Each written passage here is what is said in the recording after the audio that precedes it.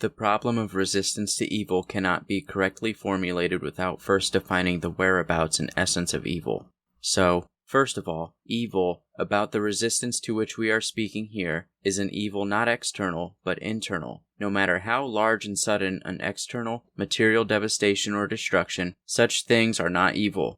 Neither the astral catastrophes, cities destroyed by earthquakes or hurricanes, nor drying out of crops during a drought, nor flooded settlements, nor forest fires. No matter how much a person suffers from them, no matter how sad the consequences they might entail, material nature as such, even in its most seemingly unreasonable manifestations, does not become either good or evil. The very application of the idea of evil to these phenomena remains as an inheritance from the era in which the animated human imagination saw a living, conscious spiritual figure behind every phenomenon of nature, and attributed every harm to some malevolent pest.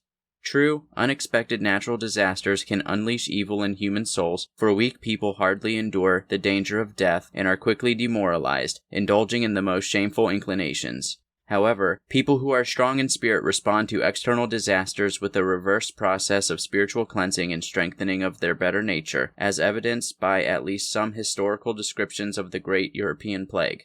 It is clear that the external material process that awakens the divine powers in some souls and unleashes the devil in others is not in itself good or evil.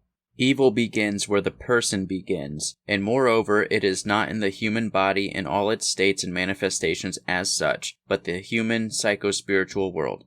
This is the true residence of good and evil. No external state of the human body in itself, no external act of the person in itself, i.e., taken and discussed separately, detached from the psycho-spiritual state concealed behind it or giving rise to it, can be either good or evil.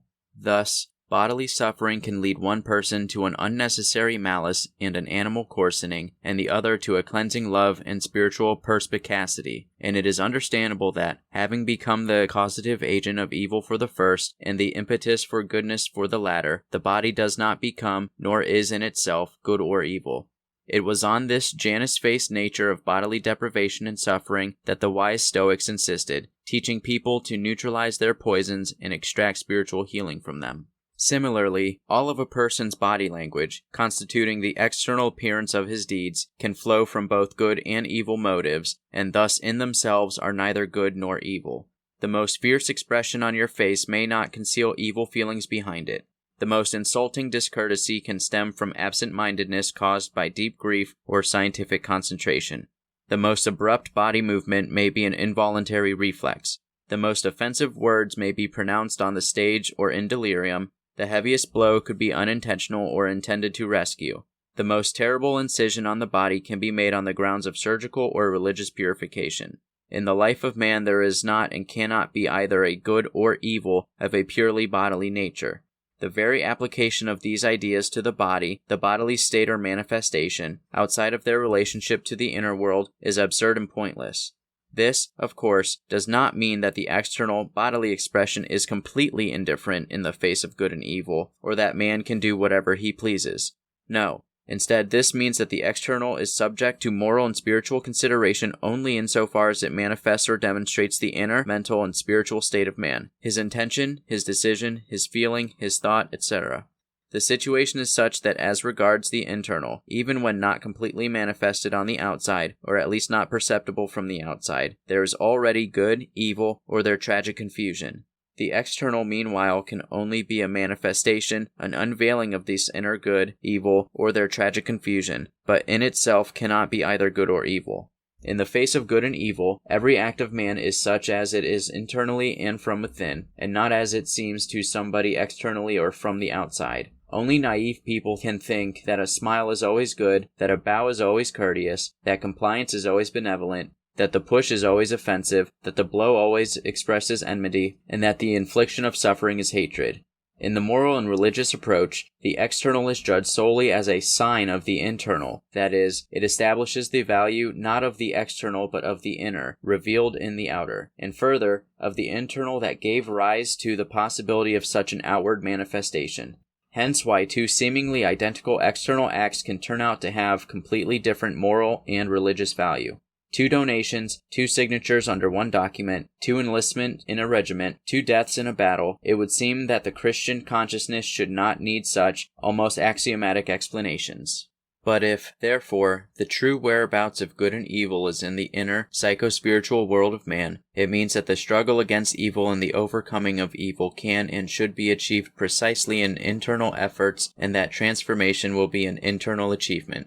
Whatever righteousness, or more accurately, moral fidelity, has been achieved by man in his external manifestations and deeds, all his achievements, despite their public utility, will not have a dimension of good without an internal, qualitative transformation of the soul. The mere external ritual of kindness does not make a person good. He remains a morally dead Pharisee, a miserable casket, so long as the depth of his personal passion does not partake with its roots in the ray of God's clarity, and responds to this ray with an integral acceptance in love, joy, and the resolution of death. No external correctness, restraint, or usefulness will grant him victory over evil. For the systematically unmanifested evil does not cease to live in the soul, and, perhaps, secretly owns it, and usually it even happens so that it imperceptibly seeps into all outwardly correct actions of a moral person, and poisons them with the venom of ill will, envy, anger, revenge, and intrigue. Of course, the external influences coming from nature and from people, from the fragrance of the flower and the majesty of the mountains, and ending with the death of a friend and the example of the righteous, can pierce the dead soul with a ray of divine revelation.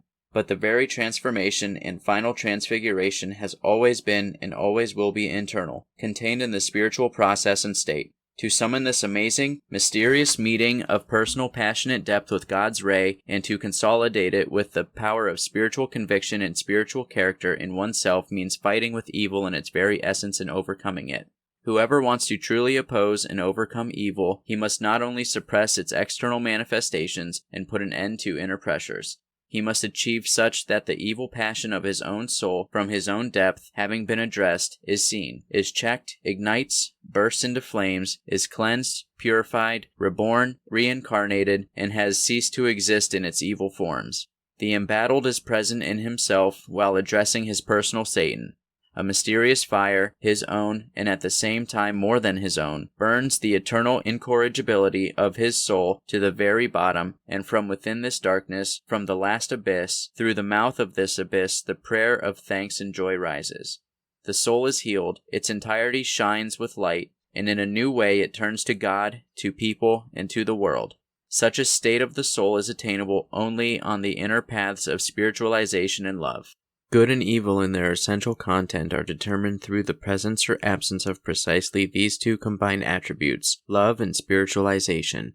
Thus, a person is spiritual insofar as he voluntarily and of his own accord turns to objective perfection, needing him, looking for him, and loving him, measuring life and assessing life's content by the measure of his true divinity, truth, beauty, righteousness, love, heroism. However, the real strength and wholeness of spiritualization is acquired only when it is borne out by the fullness, pleroma, of a deep and sincere love for perfection in its living manifestations.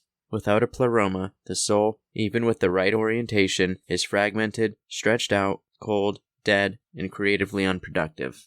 Man is loving, then, insofar as he is turned towards the life contented by the power of received unity, by that force which establishes a living identity between the acceptable and the unacceptable, increasing to limitlessness the volume and depth of the first, and communicating to the second a sense of forgiveness, reconciliation, dignity, power, and freedom. However, love acquires the true object of its unity and its real purity only when it spiritualizes in both its direction and selection, that is, when it turns to what is objectively perfect in things and in people, namely, it accepts it and enters into a living identity with it. Without spirituality, love is blind, partial, self-serving, and subject to vulgarity and ugliness. According to this formula, the good is spiritualized, or otherwise, religiously objectified from the word object, love, while evil is anti-spiritual hostility. Good is the loving power of the spirit, while evil is the blind power of hatred. Good, by nature, is religious, for it consists in recognizing the divine, and wholly devoting oneself to it. Evil is inherently anti-religious in its very nature, for it consists of a blind, rotten aversion to the divine. This means that the good is not simply love or spiritual sight, because religiously unintelligent passion and cold pretentiousness will not create holiness. And by the same token, evil is not simply enmity or spiritual blindness, for enmity to evil is not evil, and projecting immature love does not constitute depravity. Only the spiritually blind can praise love as such, considering it the highest achievement, and condemn all manifestations of hostile aversion. Only a person who is dead in their love can praise good spiritual tastes as such, considering this to be the highest achievement, and look down on the heartfelt and holistic confusion of spiritually immature love. Such is the essence of good and evil, and perhaps it is enough for the Christian consciousness to remember the greatest evangelical commandment, the fullness of love for the perfect Father, in order for any remaining doubts to fade. With this state of affairs, the internal whereabouts of evil and its internal resolve become quite obvious. The real overcoming of evil is accomplished through a profound transformation of spiritual blindness into spiritual sight, and unbowed, denying any hostility to an acceptable love. It is necessary that one spiritually sees not only enmity, but love. It is necessary that one not only has spiritual blindness lit up with love, but also a spiritual sight. In the soul liberated from evil, the transfigured soul, spiritual love becomes the genuine, deepest source of personal life, so that everything in the soul becomes its living variation. The service of the day, the perception of music, the reading of manuscripts, and the contemplation of a mountain thunderstorm. And then a higher, strict impartiality, in which a monk, scholar, and judge stand both in relation to themselves and others, and even that ruthless hostility to evil in oneself and in others, which is necessary for the prophet, the head of state, and the warrior. Such a transformation can only be realized in the inner spiritual labors of man, for love cannot ignite and be spiritualized by someone else's decree, and spirituality can flourish and be charged with fullness pleroma only in the long religious and moral catharsis of the soul. Of course, the help of others can be great and powerful here, both close people and distant ones, and family and the church, and in freely learning the spiritual path, method, and in the awakening of love by living affection. And it is understandable, then, that the more fiery and penetrating the Spirit, the more he will teach others in free fellowship, and in word, deed, conviction, consolation, active charity, and generous aptitude, and the deeper and purer the helping love, the easier and more fruitfully it is its fire transmitted to the soul of another which does not burn. A soul resisting evil needs to triumph in love and spirituality, and he who gives the Spirit through affection and love in the Spirit aids himself in victory and resists evil not only in himself but in the other. The transfiguration of evil can only be realized by that power, in the blind distortion of which evil precisely consists. Only the spiritually sighted love itself can take on this task and triumphantly resolve it to its end. Only she can find access to that abyss of blind embitterment and ungodly self-interest, from the depth of which treatment, purification, and rebirth must begin. And for the Christian consciousness here, it seems, there can be neither controversy nor doubt. And when the Count Leo Tolstoy and his adherents call for the inner overcoming of evil, for self-improvement, for love, when they insist on the necessity of a strict trial of themselves, on the need to distinguish between mankind and the evil in it, on the incorrectness of the reduction of the whole struggle against evil to one external coercion, on the spiritual and moral advantage of persuasion, then they follow this in the sacred tradition of Christianity. And they are right. The mysterious process of the flowering of good and the transfiguration of evil is carried out, of course, by love, not by coercion, and to resist evil follows out of love, from love, and through love. But he who recognizes this on the ground stated above, he is not only obliged to, but also cannot in fact accept the rest of their teaching, which fundamentally denies force as such. In fact, if spiritualized love has the ability to transform evil, does this mean that, in general, the glaring process of resistance to evildoing is completely helpless, purposeless, harmful, and disastrous? Is it possible to infer from the need for voluntary self-improvement the need to provide for villains to voluntarily and without hindrance commit evil? If I am obliged to initiate moral purification within me, does this mean that the villain has the right to live out evil and external atrocities? If mankind and the evil in it are not the same, then is it not possible to act on a person so that this influence is beneficially transmitted precisely to the evil that resides in him? If it is impossible to conquer evil with one form of compulsion, are we to conclude that there follows the total rejection of compulsion? Does the more profound rule out the more elementary? And is the work of the creative transformation of the soul possible only when we place no external restraints upon the villain? Or is coercion an evil in itself, which is to say, does love exclude coercion in principle?